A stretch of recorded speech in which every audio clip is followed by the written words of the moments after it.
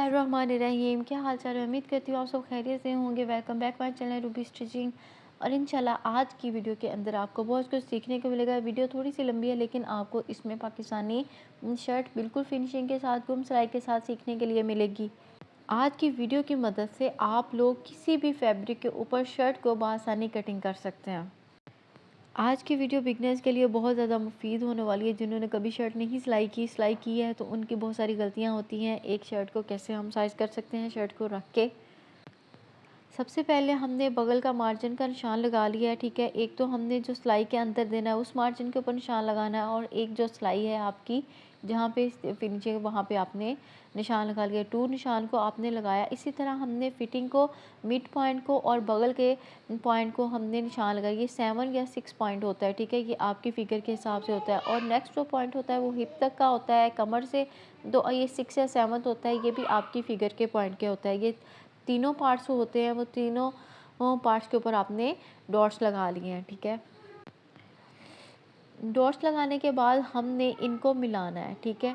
मिलाना इस तरह नहीं है, आपने सबसे पहले आपने बगल की कटिंग कर ली है। अब आपने बगल की कटिंग का जो हमने निशान लगाया था, अब वहाँ पे हमने सीधी लाइन ड्रॉ कर लेनी है। सीधी लाइन इस स्केल की मदद से एक साइड को आपने ड्रॉ कर लिया है, ऊपर वाली साइड को। और इसी तरह जो हमने सिलाई के लिए मार्जिन रखा था उसके ऊपर भी हमने स्केल की मदद से इस लाइन को ड्रॉ कर लेना है। अब ऐसे ही हमने नीचे वाली साइड पे लाइन को ड्रॉ किया है। अभी रुके, इसके ऊपर गुलाई नहीं हुई, हमारी बगल अभी बिल्कुल भी तैयार नहीं हुई है। आपने ऐसे सीधी, परेशान नहीं होना कि ये सीधी, ये स्ट्रेट बाजू हमने यूज़ नहीं करने, हमने इसके अंदर ओनली गुलाई वाले बाजू यूज़ करने हैं। तो गुलाई हम सबसे पहले इसको शेप को दे लेंगे जो हमारे बगल की गुलाई आती है। बगल को आपने गुलाई कर ली है। अब आप इसकी बारी आती है कटिंग की। तो हमने कैंची की मदद से वहाँ पे कटिंग कर लें जो हमने निशान लगाया है, ठीक है। बगल की कटाई हमने ऐसे ही कर लेनी है। तो हम इसको जल्दी जल्दी करते हैं ताकि हमारी वीडियो तो पहले ही बहुत ज़्यादा लंबी है, और इंशाल्लाह आपको इससे बहुत ज़्यादा सीखने के लिए मेरे, जिस चीज़ को ज़्यादा से ज़्यादा सीखने के लिए मेरे, वो मेरे चैनल को ज़रूर सब्सक्राइब करें। अब हमारा फर्स्ट स्टेप कंप्लीट हो चुका है, जो कि सबसे मेन पार्ट होता है बगल। बगल के हिसाब से आपने इसको कटिंग कर लिया है। अब जो नेक्स्ट पार्ट है ऊपर वाला, इसके कंधे का है, ठीक है। कंधे के ऊपर से जो एक्स्ट्रा कपड़ा होगा वो हमने कटिंग करके उसको बैलेंस कर लेना है, ठीक है। अब इस वाले ये शर्ट को हमने पीछे करके ऊपर स्केल की मदद से अब हमने तिरछी लाइन लगानी है। तिरछी लाइन क्यों लगाई जाती है? तिरछी लाइन इसलिए भी लगाई जाती है कि हमारे कंधे और नेक का जो मिड वाला पार्ट होता है वो उसमें बैलेंस फ़र्क होता है, ठीक है। एक नीचे होने की वजह से हम इसकी तिरछी लाइन लगा लेते हैं ताकि ये बआसानी हमारी जो फिटिंग की जो ऊपर वाला कंधा है वो आसानी से फिट आ सके, उसका फिटनेस हो सके। फिटनेस के बाद अब हम नेक्स्ट जो स्टेप देख रहे हैं वो जो था बैक साइड के गले का कटिंग था, वो तकरीबन 2.5 इंच या 3 इंच, वो आपने जितना डीप पहनते हैं उस हिसाब से आप रखें। मेरा तकरीबन ये बहुत ज़्यादा डीप नहीं था, गला नॉर्मल था, तो ये 2.5 इंच के मुताबिक होता है। अमूमन इतना काफ़ी होता है, ठीक है। 2.5 इंच या 3 इंच। अगर आपको इसको कम लगे, कमी बेशी आप कर सकते हैं अपनी शर्ट के हिसाब से।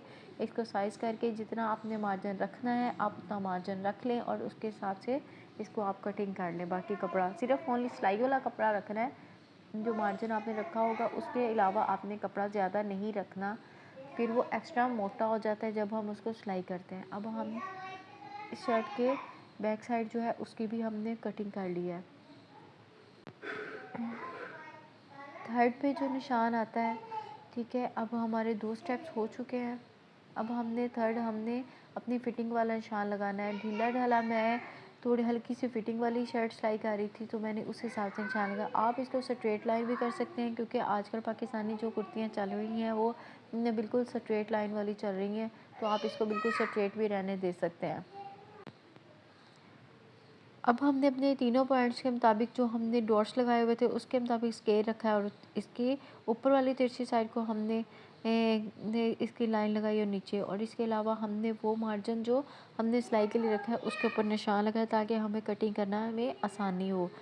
इसी तरह हमने इसको देखिए सिलाई लगा ली है इसकी फ़िटिंग की, आपने भी ऐसे ही लगा लेनी है उनको निशान की। ये कपड़ा सिलाई का ये फ़ायदा होता है कि इससे आपको सिलाई करने में आसान होता है जो आपने निशान लगाया होता है।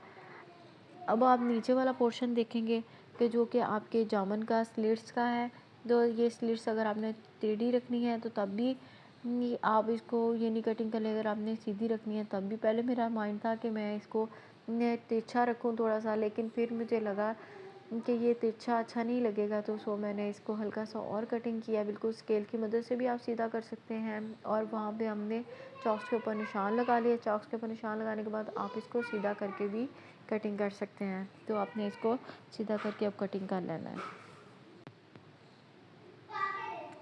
फाइनली यहाँ तक हमारी कुर्ती कटिंग हो चुकी है, जो ऊपर वाला पार्ट्स होता है।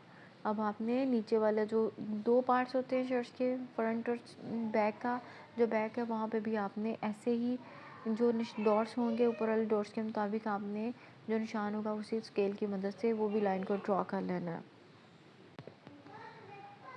लाइन को ड्रॉ कर लिया है। देखें इसके फिटिंग की जो लुक इंशाल्लाह बहुत प्यारी आएगी जब आप इस हिसाब से अपनी फिटिंग को सिलाई करेंगे। अब नीचे ये है बॉर्डर, शर्ट का बॉर्डर जो शर्ट है वो मैंने इसको अलग कर लिया था, क्योंकि इसके अंदर तो हल्का सा तिरछापन था, तो मैंने इसको सीधा करने के लिए अलग कर लिया था। मैंने कहा कि इसको हम लेसिस की मदद से जोड़ेंगे, ठीक है। फाइनली अब बारी थी जो हमने नेक के अंदर जो आपकी टिप है कि आप नेक को कैसे कटिंग करें कि आपका नेक बिल्कुल बैलेंस आए। आपने बैक साइड के वाली जो कटिंग होगी उसको रख के आपने उसी हिसाब से पहले लाइन को ड्रा कर लेना है। और हमने अपने नेक के मुताबिक ये बुकरम जो होगा उसको कटिंग कर लिया है, ठीक है। उस हिसाब से आपने ऊपर लाइन जिस भी शेप का आपने नेक कटिंग करना है वो आप कर सकते हैं। अब आपको ट्राउज़र या शलवार जिसकी भी जो भी आप कटिंग करना चाहें, मैं शलवार की कटिंग कर रही हूँ। बहुत ही आसान तरीका है, इससे आपकी आसन की जो सिलाई है या नीचे वाली जो सिलाई है वो बहुत ही यानी नफीस आती है। और आप दिखेगा कि बिल्कुल स्ट्रेट, बिल्कुल उसके अंदर आगे पीछे होने के बिल्कुल भी चांसेस नहीं होते। इसके अंदर हमने 2 पॉइंट ऊपर का मार्जिन रखा है, ठीक है, नेफे का, और नीचे से पाइंचे का मार्जिन 2 इंचेस एक्स्ट्रा रखा है जो हमारा साइज़ लेंथ था उससे, ठीक है। अब आपने पाइंचे का साइज़ कर लिया, 7 है या 8 है, उसके अंदर आपने 1 इंच को बढ़ा के रख दिया है। और ऐसे आपने तिरछी लाइन को ड्रॉ करना है। तिरछी लाइन को ड्रॉ करने के लिए किसी चीज़ की स्केल वगैरह की जरूरत नहीं, क्योंकि कपड़े को जब आप तिरछा कर लेंगे ऊपर से आसन को रख के और नीचे से, तो आपने उसके मुताबिक इसको कटिंग कर लेना है। फाइनली इसको कटिंग करने के बाद हमारी शलवार तकरीबन कटिंग हो चुकी थी। अब था इसका, मुझे जो आसन का फेर था वो कम लग रहा था, तो मैंने इसको सोचा जो इसकी नीचे से कपड़ा बचा है, अगर आप इसके 2 पार्ट्स को लें और इसको ऐसे तिरछा करें तो ये बहुत अच्छा ये नहीं रहता है, जो कि आपके आसन के अंदर इससे उठती भी नहीं है और इसके अलावा आपका आसन भी जल्दी फटता नहीं है और आपको बैठने में भी आसानी होती है। आपने ऐसे ही इसको कटिंग कर लेना है। फाइनली मैंने इसको साथ रखा और इसको भी उसी हिसाब से कटिंग किया। पहले मैंने नॉर्मली कटिंग किया इसका एक्स्ट्रा कपड़ा, फिर बाद में जो ऊपर वाला जो कपड़ा था उसको नीचे के मुताबिक हमने सबसे पहले आसन का जो साइज़ होगा उसके ऊपर निशान लगा के सिर्फ सिलाई रखनी है और उसको भी ऐसे टेढ़ा करके आपने इसको कटिंग कर लेना है। अब मैं प्रेसिंग, क्योंकि ये कॉटन थी तो उसके ऊपर प्रेसिंग की मदद से ही निशान लग रहा था, तो मैंने ऐसे ही इसको कटिंग कर लिया, ठीक है। अब ये लुक शलवार की है। अब बिल्कुल जो आसन के ऊपर हल्का सा गुलाई वाला शेप इसीलिए होता है कि वो आपका पांचे वाली जो लाइन होती है वो ऊपर नहीं उठती।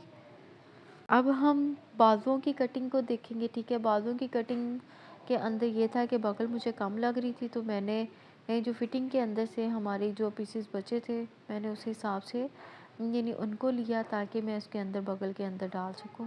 मैंने बगल के अंदर इसको डाला है।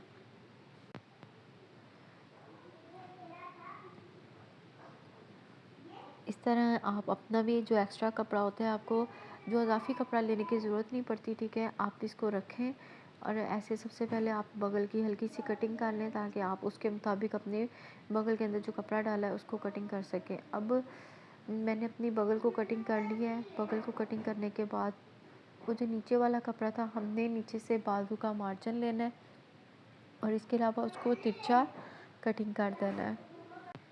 आप इसका साइज़ करें और इसको तिरछा कटिंग ऐसे कर सकते हैं। ऊपर जो कपड़ा डाला है उसको भी हमने ऐसे ही कटिंग करना है। फाइनली आप देख सकते हैं कि जो बगल का कपड़ा था वो भी इसका यानी तकरीबन हमारे बाजू भी तैयार हो चुके हैं।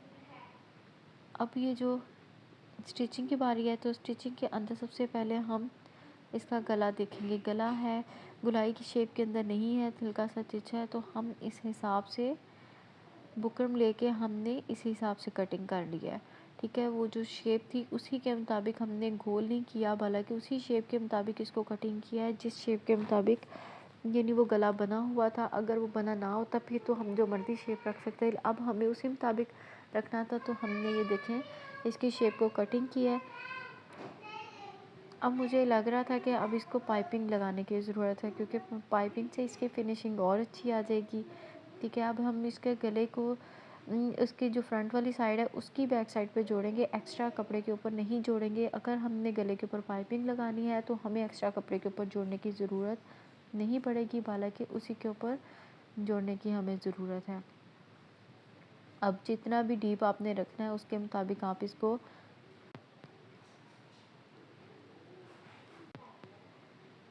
फाइनली ये देखें इसका गला हम उसके मुताबिक इसको ये नहीं लगा चुके हैं इसके साथ, तो हमने इसको उसके मुताबिक लगा लेना है। ठीक है, गले का जितना भी आपने डीप रखना है तो मैंने तो उसी गले के मुताबिक लगाया है जो कि मेरा बना हुआ था। अब हम इसको बैक साइड से भी ताकि प्रेस कर लेंगे अच्छे से, जो बुकरम है वो इसको साथ लग जाए। अब हम इसको कटिंग कर लेंगे, जो इसकी चिपी है उसके साथ साथ आपने ये देखें एक्स्ट्रा कपड़ा बिल्कुल ज़रा सा छोड़ना है, ज़्यादा नहीं छोड़ना, क्योंकि जब हमने मगज़ी पाइपिंग लगानी है तो इससे फिनिशिंग नहीं आती। हमें सिर्फ उतना ही कपड़ा चाहिए होता है जो कि हल्का सा बस अंदर आ जाए।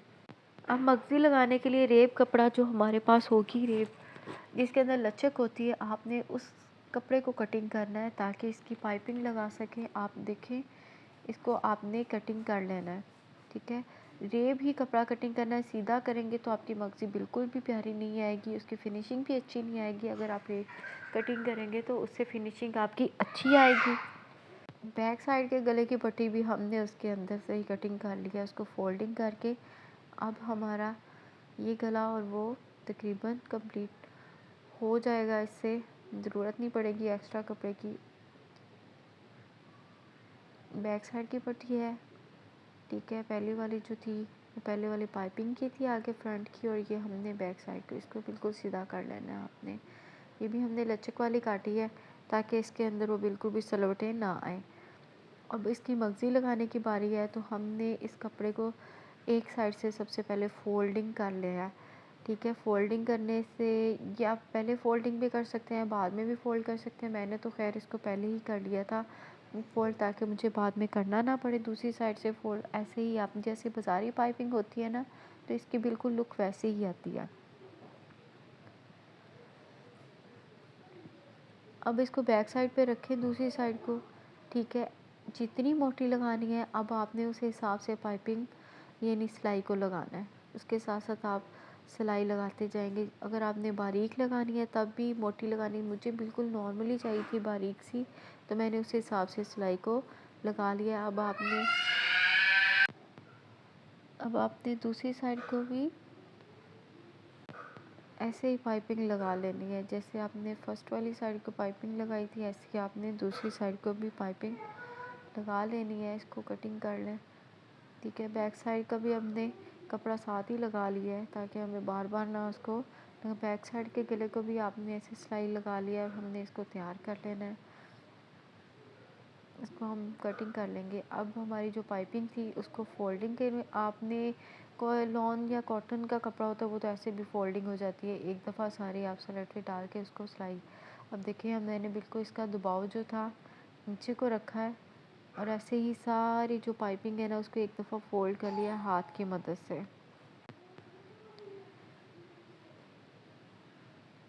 अब आपने ऐसे ही हाथ की मदद से इसको फोल्ड कर लिया। अब हम इसको सिलाई करेंगे। ठीक है, हमने इसको सिलाई लगा लेना, उसके साथ भी लगा सकते हैं, उसके ऊपर भी लगाई तो वो भी बड़ी अच्छी लगती है। ठीक है, सिलाई उसके साथ साथ मैंने वैसे लगाई है। देखिए इसकी फिनिशिंग ऐसे अच्छी आ रही है। आपको ज़्यादा फोल्डिंग यानी मेहनत करने की ज़रूरत है, वो पहले आपने फोल्डिंग किया होता है तो वो वैसे ही प्रेस आउट हो जाता है। ठीक है, ये देखिए आप मेरी गले की फिनिशिंग, इसकी पाइपिंग बहुत ही प्यारी आई है, बिल्कुल ही नीटनेस आ रही है। अब नेक्स्ट हम फिटिंग की सिलाई लगाएंगे। पहले हमने गला नहीं जोड़ना, बल्कि सबसे पहले हमने फिटिंग की सिलाई लगानी है। मैं फिटिंग की सिलाई पहले लगाती हूँ और मैंने अक्सर दर्जन ऐसे ही देखे हैं जो कि पहले फिटिंग की सिलाई लगाते हैं। तो सो आप लोग भी फिटिंग की सिलाई लगाएं। फ्रंट साइड पर और दूसरी हमने दोनों को मिला के फिटिंग की जो हमने निशान लगाया था उसके मुताबिक फिटिंग की सिलाई लगा ली है।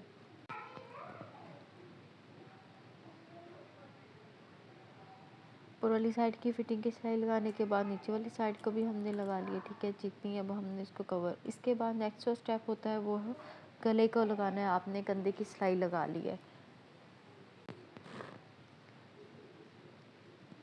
एक कंधे को सिलाई लगाने के बाद अब हम दूसरे कंधे को भी ऐसे ही पकड़ेंगे।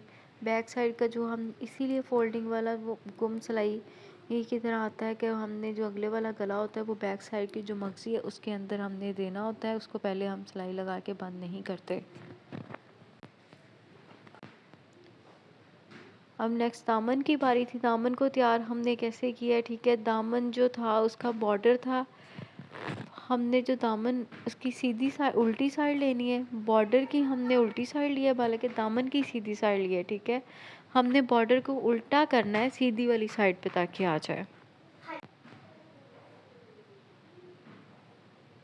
अब ऐसे ही हमने जो उल्टी साइड का जो गला है उसकी यानी उल्टी साइड का जो दामन है उसको हमने उल्टी ही साइड के ऊपर हमने ऐसे स्टिच करके ताकि वो हम पलटें तो वो बिल्कुल सीधे वाली साइड पे सीधा दामन ही आए। बाजुओं को अब तैयार करेंगे। बाजुओं के लिए जो कपड़ा है ये बैक साइड पे जो इसकी फिनिशिंग गुम सिलाई के लिए आती है उसी तरह अब हमने बाजुओं को रखा है सीधी साइड से और लेस हमने जितनी भी लेनी थी उसके बाहर आ जाए उतना हमने इसको ग्लू की मदद से जोड़ लेना है ताकि हमारी सिलाई लगाने के वक्त हमें उतना ही बाहर। अब हमने ये भी लगा लिया, लेस भी लगा लिया और इसके ऊपर हम वो जो कपड़ा हमने रखा है वो हम ग्लू की मदद से चिपका देंगे। अब इसको अच्छे से आपने प्रेस कर लेना है, ठीक है। प्रेस करने के बाद ये साथ चिपक गया। अब हमने लेस के हिसाब से सिलाई लगा लेंगे क्योंकि हमें थोड़ा अंदाज़ा तो हो ही जाता है कि हमने कितनी लेस को बाहर निकालना है, उस हिसाब से आपने सिलाई लगा लेनी है।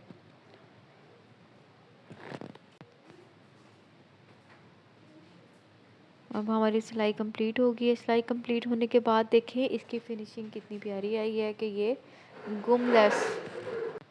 अब हम इसको प्रेसिंग कर लेंगे। अब इसको अगर हम पलटें तो बैक साइड की ये देखें ऐसे ही फिनिशिंग कितनी प्यारी यानी गुम सिलाई हो जाती है उसकी लेस की। सिर्फ हमारी लेस बाहर आ जाती है और नीचे पलटे टाइप वो डिज़ाइनिंग बन जाती है कि जो आजकल पलटा बहुत ज़्यादा इन हुआ है कि बैक साइड से बिल्कुल फिनिशिंग आए तो वो आ जाती है। फाइनली हमारे बाजू हो चुके हैं तैयार। तो हम इसको तरपाई करना चाहें सिलाई लगाना चाहें वो आपकी मर्ज़ी है। अब नेक्स्ट हमने बाजुओं को सिलाई लगा लेना है। बाजुओं को सिलाई भी हमारी तकरीबन लग जाएगी। बाजू हमारे इस प्रेसिंग के साथ अब देखें अब हमारे बिल्कुल तैयार हो चुके हैं। अब हमने इसकी बगल को लगा लेना है। अब आप इसको ओपन करें। ऊपर वाली साइड को आप एक्स्ट्रा ऐसे कटिंग कर सकते हैं, मैं ऐसे ही कटिंग कर लेती हूँ, यानी पहले भी कर सकते हैं लेकिन ज़रूरी नहीं है। वो आपने अगर ज़्यादा हेल्दी बनता है तो बेशक ना करें, ज़्यादा हेल्दी नहीं है तो आप हल्का सा इसको फ्रंट साइड से कटिंग कर लें तो वो आपका बगल अच्छा आता है, उसमें सलवटें नहीं आती। मैंने दोनों साइड को ऐसे कटिंग कर लिया है।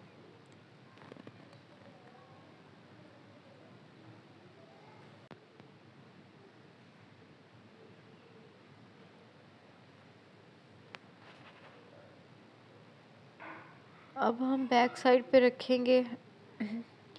हमने जो सीधी साइड है उसको अंदर कर देना है, ठीक है।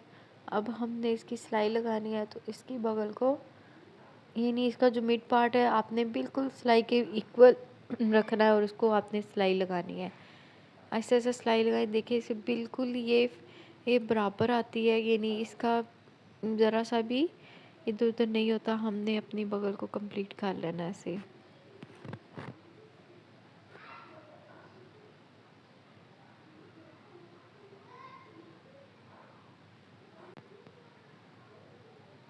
फाइनल हमने अब बैक साइड की भी सिलाई लगा ली और बगले भी हमारी हो चुकी थी। अब हम फिटिंग की सिलाई को प्रेसिंग कर लेंगे, ठीक है। प्रेसिंग करने के बाद नीचे स्लाइड्स और इसके दामन की बारी है उसको तैयार करना है। अब हमने उसको तैयार करेंगे।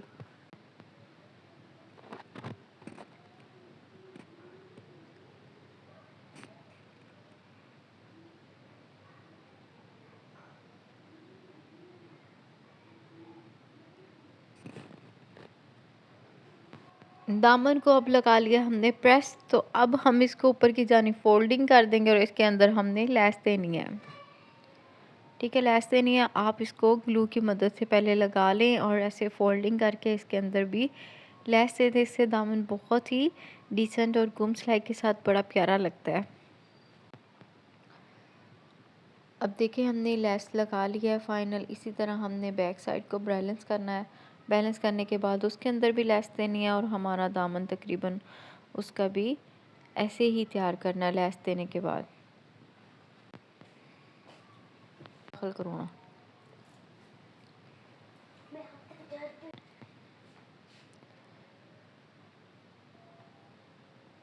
हमारा ये भी दामन देखिए तैयार हो चुका है। अब हम इसको सिलाई लगा लेंगे सेम धागे से।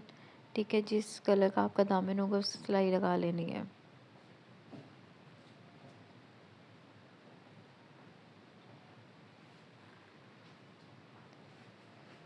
फ्रंट साइड को और सेकंड साइड को दोनों को आपने ऐसे ही सिलाई लगा लेनी है।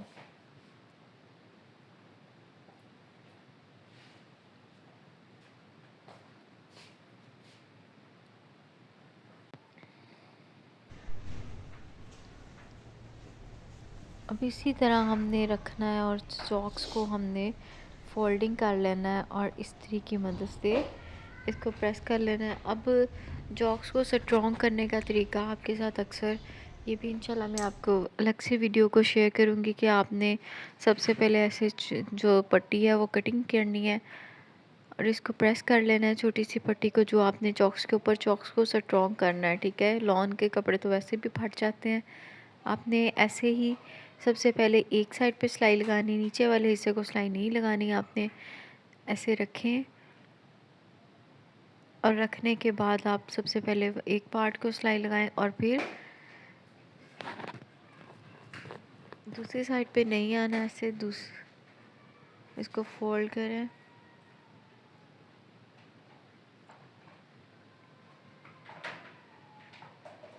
अब हम इसको फिनिश कर लेंगे। ठीक है, जिस तरह आपने एक साइड को सिलाई इसी तरह आप दूसरी साइड को सिलाई लगाएंगे।